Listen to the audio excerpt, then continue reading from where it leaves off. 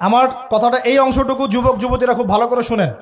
দিনী বোন যাদের বয়স হায়েজ হয়ে গেছে, যাদের হায়েজ হয়েছে এখান থেকে শুরু করে সবাই, যারা বালেগ হয়েছে আমরা ছেলেরা, সবাই ভালো করে কথাটা শুনেন। বাংলাদেশে পিছন থেকে একটা নতুন সমস্যা রাইজ করতেছে। সমস্যাটা হচ্ছে, এমনিতেই আমাদের ছেলে মেয়েদের মধ্যে হারাম সম্পর্ক ছিল। এর স্কুলে কলেজে বিশ্ববিদ্যালয়ে যাচ্ছে, ফ্রি মিক্সিংয়ে পড়াশোনা করছে, বাসায় পর্ন দেখছে, ওখানে গিয়ে মেয়ের সাথে হারাম সম্পর্ক হচ্ছে, তারপরে প্রেমের সম্পর্কের নামে জেনা হয়ে যাচ্ছে, জেনা হওয়ার পরে ছেঁকা খেয়ে মাদক, তারপরে গান বাজনা বাদ্যযন্ত্র ইত্যাদি ইত্যাদি, জীবনটা শেষ।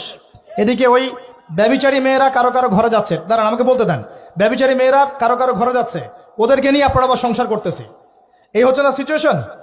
একজনের 5টা গার্লফ্রেন্ড, একজনের 4টা গার্লফ্রেন্ড, আরেকজনের 3টা বয়ফ্রেন্ড, 4টা বয়ফ্রেন্ড। এই ধাপগুলো পার হয়ে হয়ে এরা সংসারের জীবনে আসতেছে যখন বয়স হয়ে যাচ্ছে 25-30। সমস্যা কিন্তু এটা ম্যাক্সিমাম সবার ক্ষেত্রে হচ্ছে বলবো না, অনেক একটা বড় অংশ এই সমস্যা ফেস করতেছে।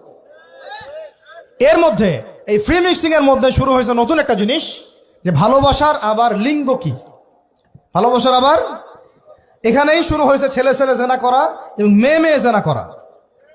ছেলে